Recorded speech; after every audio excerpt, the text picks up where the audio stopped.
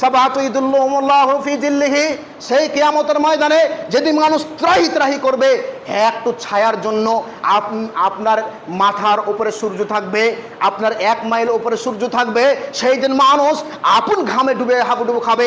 আল্লাহর রাসূল বলছেন সেই দিন আল্লাহ সুবহানাহু ওয়া তাআলা 7 শ্রেণীর লোককে আল্লাহর আরশের নিচে ছায়া দেবে। তার মধ্যে 1 শ্রেণীর লোক হচ্ছে ওই যুবক যে তার যৌবনকালকে অতিবাহিত করে আল্লাহর রাস্তায়। এই হাদিসটাকে আপনি কিভাবে পর্যবেক্ষণ করছেন? এই হাদিসের অর্থ এটা নয় যে শুধু আমি মসজিদে এসে আল্লাহ আল্লাহ করলাম, শুধু আমি মসজিদের বাইরে সুবহানাল্লাহ সুবহানাল্লাহ আস্তাগফিরুল্লাহ আস্তাগফিরুল্লাহ করলাম, এর নাম ইবাদত নয়। ইবাদত সম্পর্কে আপনার ধারণা নেই। আপনার এখন যে আপনার রাজনীতি চলছে, এখন যে মুসলমানদেরকে মারার পরিকল্পনা চলছে, এখানে আপনাকে রুখে দাঁড়াতে হবে। এর নামই হচ্ছে ওয়াসাব্বুন নাসা ফি ইবাদাতিল্লাহ। এর নামই হচ্ছে ওয়াসাব্বুন নাসা ফি ইবাদাতিল্লাহ। আপনি কতকাল আপনার ব্রেনটাকে ভুতরা করে রাখবেন? আপনি আর কতকাল আপনি ঘুমিয়ে থাকবেন? একবারও জাগরণ হচ্ছেন না। এই জন্য কাজী নজরুল ইসলাম বলছেন, দুর্গমগিরি কন্তর মুরু দুস্তর পালাবার, লুঙ্গিত হবে রাত্রির নিচেতে যাত্রীরা হুঁশিয়ার। অতএব হুঁশিয়ার হয়ে যান, এখনো সময় রয়েছে, হুঁশিয়ার হয়ে যান।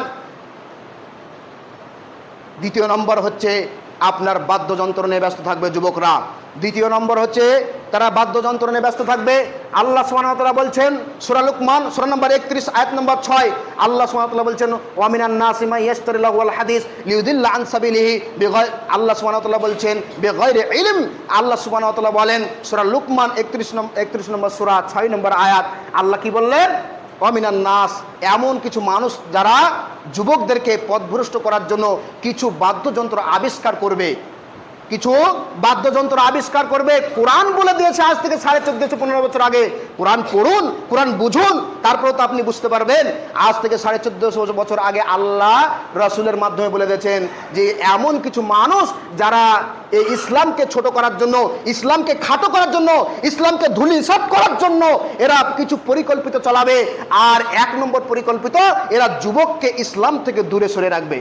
আজকে সেটাই হচ্ছে। তার মধ্যে 1 নম্বর হচ্ছে বাদ্যযন্ত্র। নাসা নামে যে যন্ত্রটা আছে, এই যন্ত্র আর কি আবিষ্কার করে আপনি শুধু দেখুন।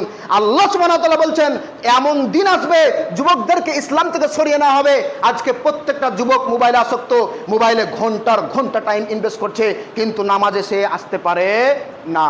আর আপনি হতভাগা বাবা, আপনি বলতে পারেন না কেন? আপনার ছেলে যদি আপনাকে ভাত না দেয়, আপনার বয়স হয়ে গেছে, যদি আপনি বলতে যান, আপনাকে যদি এই বৃদ্ধ বয়সে যদি মারধর করে তো আপনার খারাপ লাগবে, এই জন্য আপনি বলতে পারেন না। জান্নাত বাপের ঘরের জান্নাত, আপনি মরে দেখুন, জান্নাত অত সোজা নয়।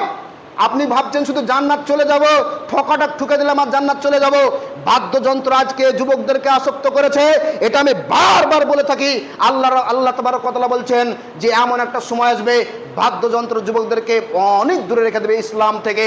আজকে যুবক সম্প্রদায় তারা ওই জঙ্গলে রাস্তাঘাটেও নয়, জঙ্গলে যে মার শুরু করেছে, জঙ্গলে গিয়ে মার শব্দ শুরু করেছে।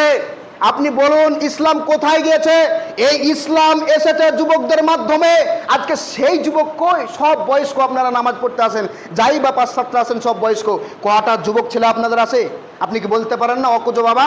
আপনি কি বলতে পারেন না? আপনার কি বোধ শক্তি নাই? আপনার কি মানুষত্ব জ্ঞান নেই? আপনি কেন বলতে পারেন না? আপনি কেন বলেন না আপনার সন্তানকে? আপনার কি দায়িত্ব নাই? আপনার কি কোনো ইসলাম সম্পর্কে আপনার কি কোনো জ্ঞান নেই? অতএব আল্লাহ সুবহানাহু ওয়া তাআলা বলছেন এমন একটা সময় আসবে যুবকরা বাদ্যযন্ত্র নিয়ে ব্যস্ত থাকবে। সেটা আজকে হচ্ছে। এবার আসুন হাদিসের দিকে লক্ষ্য করি। আল্লাহ রাসূল সাল্লাল্লাহু